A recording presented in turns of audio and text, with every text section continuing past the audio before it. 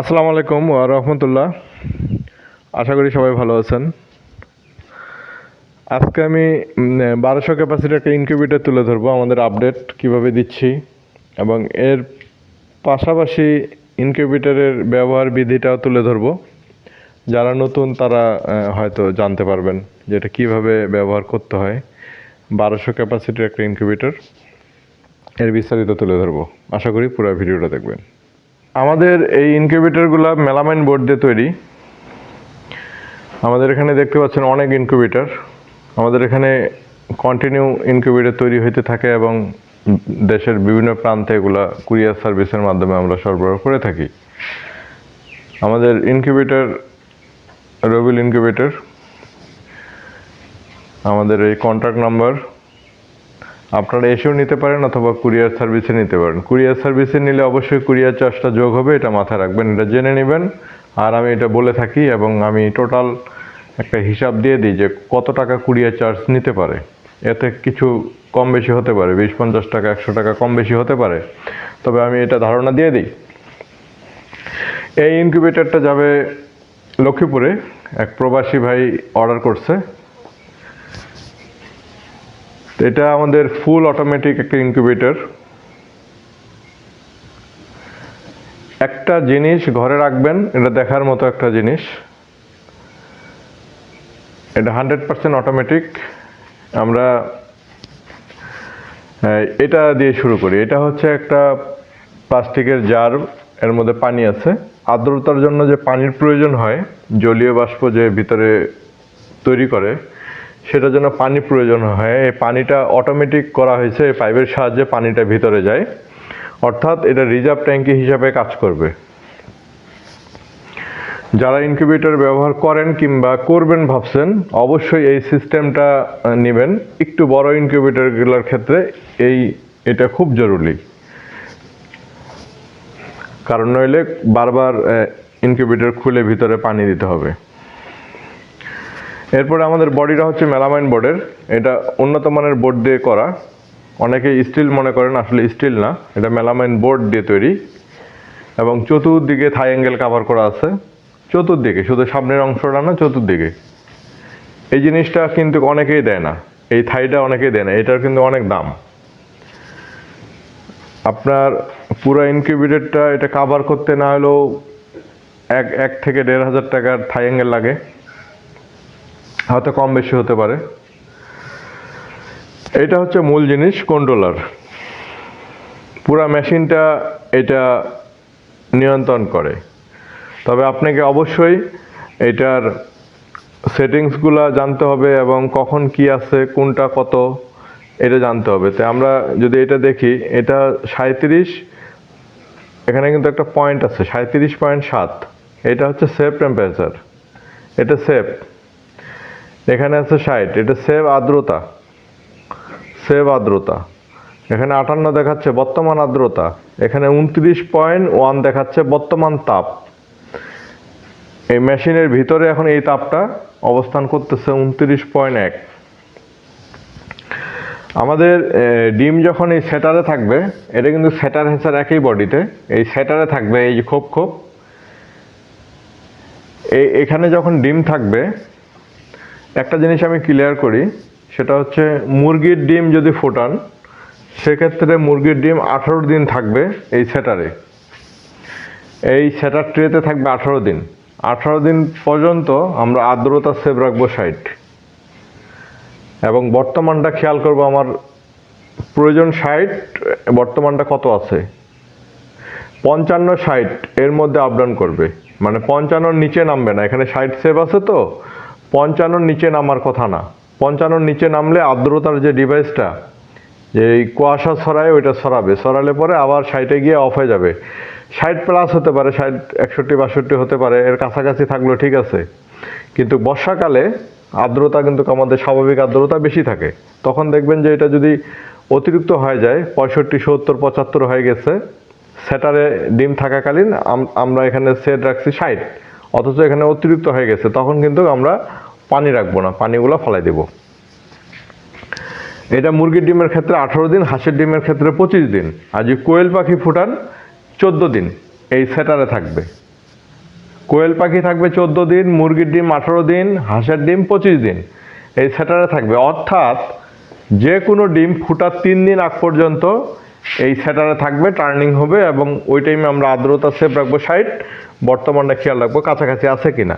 এরপরে যখন আমরা হ্যাচিংয়ে দিব, হ্যাচিংয়ে এই যে নিচে হ্যাচার ট্রে, যে লাল ট্রে দেখতেছেন, এই হ্যাচার ট্রেতে যখন দিব, বাচ্চাটা ফুটার ঠিক 3 দিন আগে অবশ্যই ডিমটা কিন্তু চেক করে তারপরে দিব, যে আমার এখানে যে ডিমগুলা হ্যাচারে দিব ওই ডিমগুলো আগে বের করব।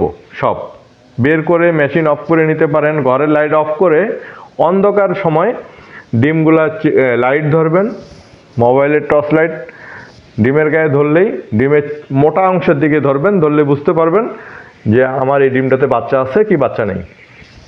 যেটা বাচ্চা আছে এটা হ্যাচারে দিবেন, দেওয়ার পর আপনি এই আর্দ্রতাটা 75 করে দিবেন, সেটে চাপ দিবেন, ওকে দিবেন, এরপরে এই যে আপটা দিয়ে বাড়াবেন, চাপ দিয়ে ধরে থাকতে পারেন, এক এক করে 75 করতে পারেন। 75 করলাম, এইচএস 75, ওকে দিলাম, 75 সেভ হয়ে গেল, 75 সেভ হয়ে গেল। এরপরে বাচ্চা ফুটে গেলে আবার কিন্তু এটা বের করে বাচ্চা বের করে আবার কিন্তু এটা কমায় দিতে হবে। আপনার বাচ্চা ফোটা শেষ, পরে কমায় দিবেন, সেটে চাপ দিবেন, ওকে দিবেন, ডাউনটা দিয়ে কমাবেন। আমি ভিতরে জিনিসগুলো পরে দেখাচ্ছি, আগে কন্ট্রোলারটা সম্পর্কে বোঝাচ্ছি। আমি কিন্তু আবার 60 করে দিলাম। যখন 75 করবেন তখন কিন্তু আপনার উপরেও ডিম থাকতে পারে, এতে কোনো সমস্যা নেই, কিন্তু আপনি এক ডিম থেকে আরেক ডিমের একটা গ্যাপ রাখতে হবে, মিনিমাম 7 দিন, 7 থেকে 10 দিন। এরপরে আপনার এই ট্রেটা এখন খুলতে হবে, খুলে না দেখালে বোঝা যাবে না। আমি দরজাটা খুললাম, এই ট্রেটা কিন্তু এখন আমি মিডিল করে দিচ্ছি, এটা কিন্তু যে কোনো একদিকে নামানো থাকবে। অর্থাৎ আপনার যখন ডিম ঢুকাবেন অথবা বের করবেন, এই ট্রে বের করবেন, ট্রে বের করে ডিমের চিকন মাথা নিচের দিকে দিয়া আবার আস্তে করে বসায় দিবেন। যখনই ডিম ঢুকাবেন অথবা বের করবেন, ট্রেটা কিন্তু একদিকে হালানো থাকবে, সামনে অথবা পিছনে। তা আপনি অবশ্যই সোজা করে নিতে হবে। সোজা করতে হলে এটা কিন্তু এমনি সোজা হবে না, এই যে দেখেন সোজা হচ্ছে না, মানে ঘুরতেছে না। আপনাকে এই যে আপ সেটের নিচের বাটনটা প্রেস করলে ঘুরবে, এই যে খেয়াল করবেন ঘুরতেছে, উপরে উঠলো, ঠিক আছে। আবার ছেড়ে দিয়ে চাপ দেবো, আবার নিচে আসবে। অর্থাৎ আপনার প্রয়োজনে, কাজের ক্ষেত্রে যদি ঘোরানোর প্রয়োজন হয়, এই যে সেট বাটনের নিচের বাটনটা প্রেস করে ধরবেন, ধরার পরে আপনি ওটা ঘোরাবেন, আপনার কাজ শেষে আবার এটা এইভাবে রেখে দিবেন, আর কিছু করতে হবে না। আর এখানে ফ্যানের একটা সুইচ আমরা ব্যবহার করছি, যখনই দরজা খুলে কাজ করব, যখন কাজ করব তখন ফ্যানটা আমরা অফ করে নেবো। এখন অফ আছে, এই যে ফ্যান চলতেছে। এই ট্রেগুলো আমরা বেঁধে দিই, যদিও এগুলা পরবর্তীতে আর বাধা লাগবে না। এই যে এখানে 4টা ট্রে আছে,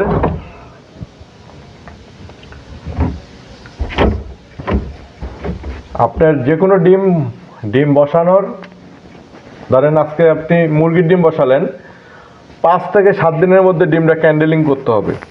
ডিমের মধ্যে ভ্রূণ আসছে কিনা, বাচ্চা হবে কিনা, এটা আপনি চেক করতে হবে। চেক করে আবার আপনি ওই ডিমটা দিবেন। যে ডিমটাতে ভ্রূণ নেই ওটা আপনার ভালো থাকলে, খাওয়ার উপযোগী থাকে, অনেক সময় ওগুলো আপনি খেতে পারবেন। তারপরে আপনার যে ডিমটাতে ভ্রূণ আছে, মাকড়সা জালের মতো রক্তে শিরা হয়েছে, ওইটা আপনি রেখে দিবেন সাজায়। আর অবশ্যই মনে রাখবেন আপনার ডিম কবে বসাইছেন, কয়দিন বয়স হইল, এই জিনিসটা মনে রাখবেন। এখন আমি আর্দ্রতার বিষয়টা একটু বোঝাই দিই। এখন আমাদের আর্দ্রতা সেভ আছে 60, বর্তমানটা 52। এখানে কিন্তু আর্দ্রতা তৈরি হচ্ছে, এই যে দেখেন কুয়াশা তৈরি হচ্ছে। এটা করে কি, পানিটাকে কুয়াশা করে দেয়। এবার আমরা ফ্যানটা যদি ছাড়ি একটু, এই যে দেখবেন এটা বাতাসের সাথে ছড়াই দিবে। আমরা একটু দরজা লাগাইলে এই জিনিসটা বুঝতে পারবো। এখন কিন্তু আমাদের আর্দ্রতা দেখাচ্ছে 52, সেভ আছে 60। ভিডিওটা একটু লম্বা হচ্ছে, কিন্তু যারা এটা ব্যবহার করবেন নতুন প্রথম, তাদের জন্য হয়তো একটু হেল্পফুল হবে। এই যে 53 হইল। আমরা দেখি আর্দ্রতাটা কিভাবে কাজ করে। আমাদের বিভিন্ন সাইজের ইনকিউবেটর তৈরি করা হয় এখানে, এগুলো 600 ডিমের, এই তিনটা দেখতেছেন, এই তিনটার পাশাপাশি 600, এটা 1200, এটাও 1200, এটাও 1200, এটা হ্যাচার। আমাদের সবচেয়ে ছোটো সাইজ 300 ডিমের, ওটা এই মুহূর্তে রেডি নেই, আজকে ওটা ডেলিভারি হয়ে গেছে, যদিও ওগুলা আসলে অর্ডার হয়ে থাকে সবসময়। তো আমরা আমাদের তিনটা সাইজ কমন, 300, 600, 1200। এছাড়া আপনি অর্ডার দিলে আপনার চাহিদা অনুযায়ী বিভিন্ন সাইজের আমরা ইনকিউবেটর তৈরি করে থাকি।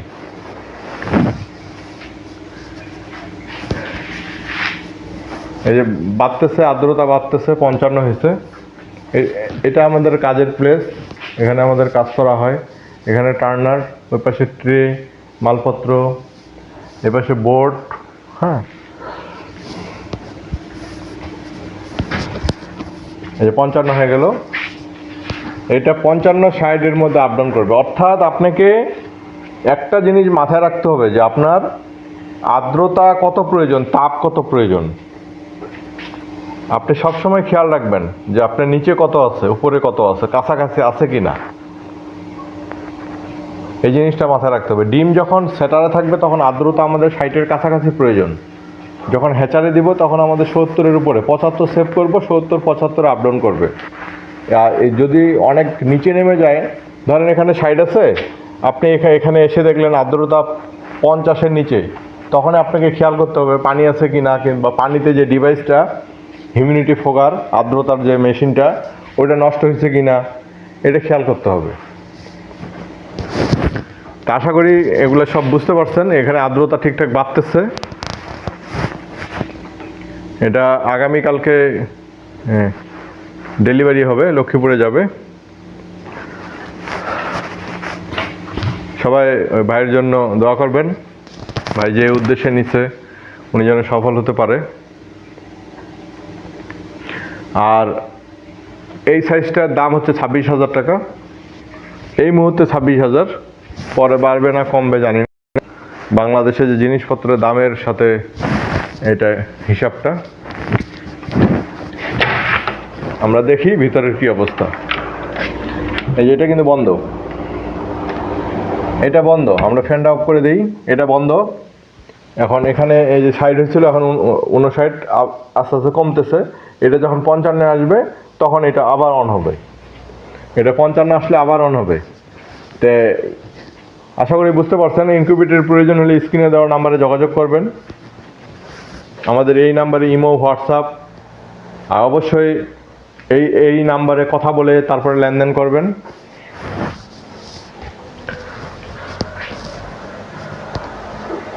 আমাদের সাথে লেনদেন ব্যাংক অথবা বিকাশ, নগদ এর মাধ্যমে লেনদেন করতে পারবেন। আমরা একটু দেখি এটা কতটা অন হয়। এখন 56 হয়েছে, যদিও এটা আবার চেক করা, কারণ ফাইনাল চেক না করে এগুলো আমরা কাউকে দেই না। এই ভিডিওতে আমি একটু বোঝানোর চেষ্টা করতেছি যে আসলে এগুলা যে ব্যবহার করবে তার জন্য একটু ইজি হবে, যে আসলে তাপ আর্দ্রতা কীভাবে কাজ করে এবং তাপ আর্দ্রতা কী জিনিস। তাপ এবং আর্দ্রতা এই দুইটা খুব গুরুত্বপূর্ণ জিনিস। এই দুইটা ঠিকঠাক রাখতে পারলে সঠিক সময়ে বাচ্চা ফুটবে এবং হ্যাচিং রেট ভালো হবে ইনশাল্লাহ। কমতেছে না, হ্যাঁ এই যে কমে গেছিলো আবার বাড়লো, 55 আসছিল, এই যে অন হয়ে গেছে। আশা করি বুঝতে পারছেন। ভালো থাকবেন। আসসালামু আলাইকুম ওয়া রাহমাতুল্লাহ।